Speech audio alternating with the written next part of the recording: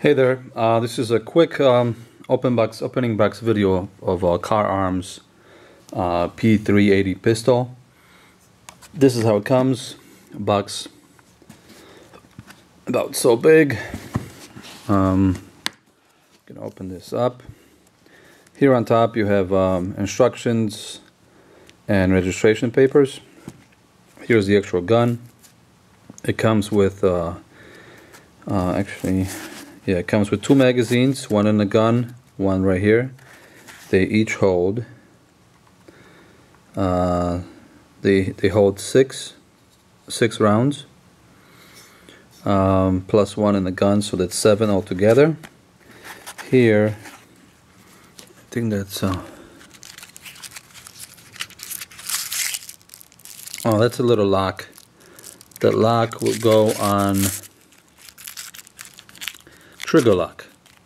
All the guns are required to have trigger locks with them. So here's the trigger lock. The trigger lock would go like so. Okay, around the trigger, and then the actual lock will go on the end of it. Okay, so that's the trigger lock, and here's the actual gun. Here it is, the kahr p380. Okay, here's the magazine.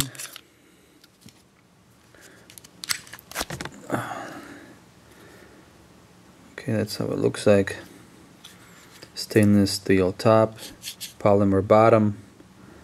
I can take it apart for you. The way you take it apart, there's 2 notches here. I don't know if you can see.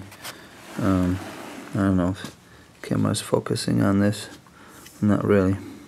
There's 2 notches right here. Basically what you do is you slide it. You make sure the notches meet right here, and then what I would do is I would use like a magazine, the end of the magazine here, the tip, slide this, make sure that everything lines up, and then you push the pin out with the tip of the magazine. Okay, you see it comes out slightly. Okay, and then you pull it out like so. Pull the pin out. Okay, and then the way you take it apart is, as you slide the gun out, you have to pull the trigger. Okay, so like so. Alright, so make sure there's nothing in there.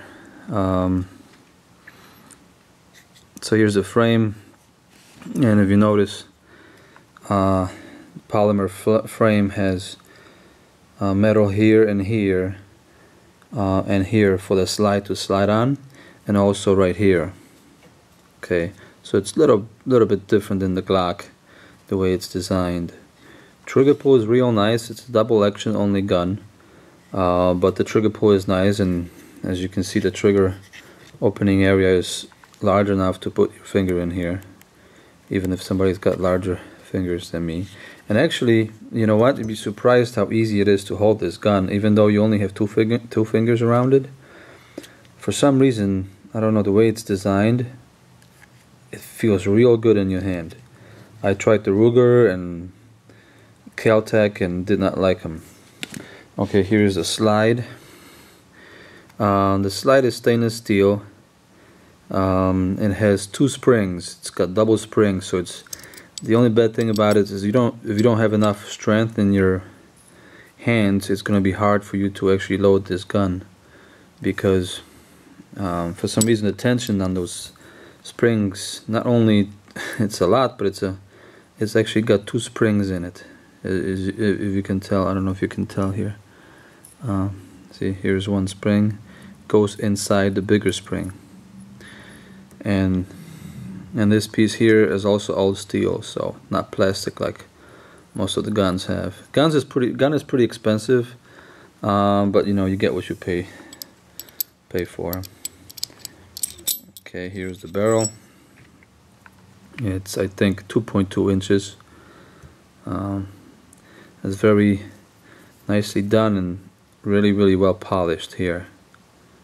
You know, it's very smooth for the rounds to go in smoothly.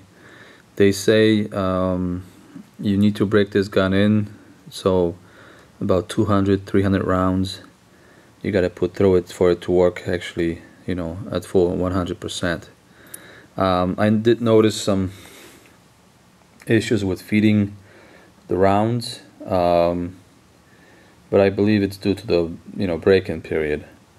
So I didn't shoot it yet, but I just basically dry fed the rounds, and it seems like once in a while the round doesn't go in.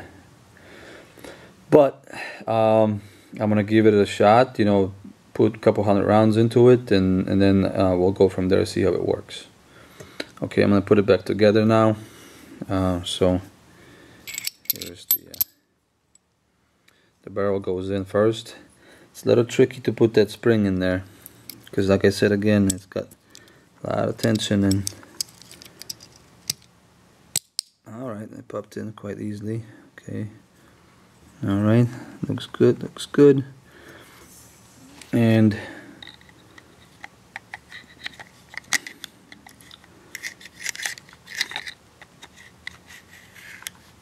slide the top in.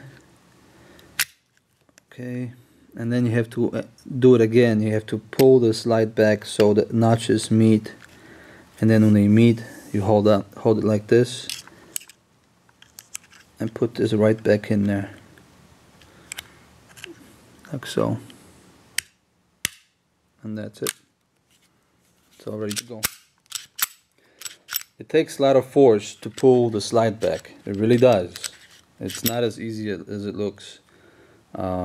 So before you buy this gun and test, make sure you can actually cycle the round into it, you know.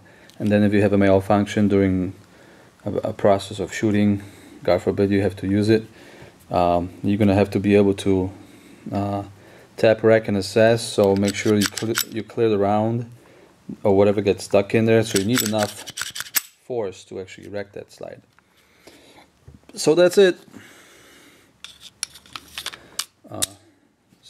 Magazine goes in, and I was actually gonna load a few rounds in.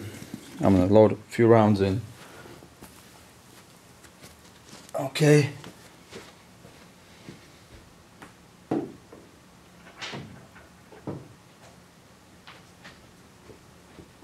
I'm gonna show you, see if I can demonstrate the fact what happens with the rounds. Okay, let's load them in.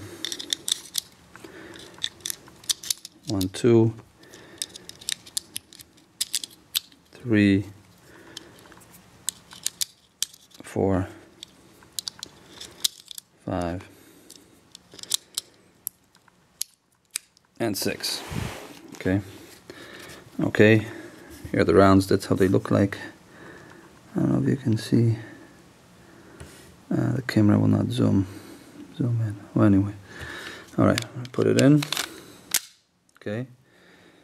We're gonna cycle the slide. Okay.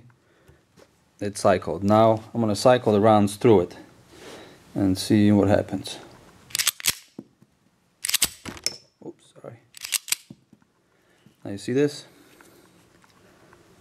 Okay, it didn't go in all the way. If you notice, the bullet, it's kind of sitting there at the angle, and sometimes it requires for you to push this in. So I'm not too happy about this.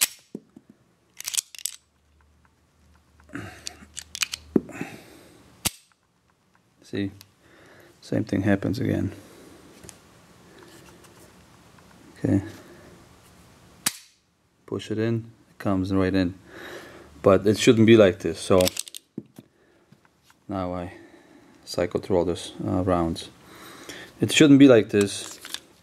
Let me see if I can do it again. This time I'm going to try to do it faster and more violent. That's the way you should actually load the cycle the slide. Don't baby it. Okay.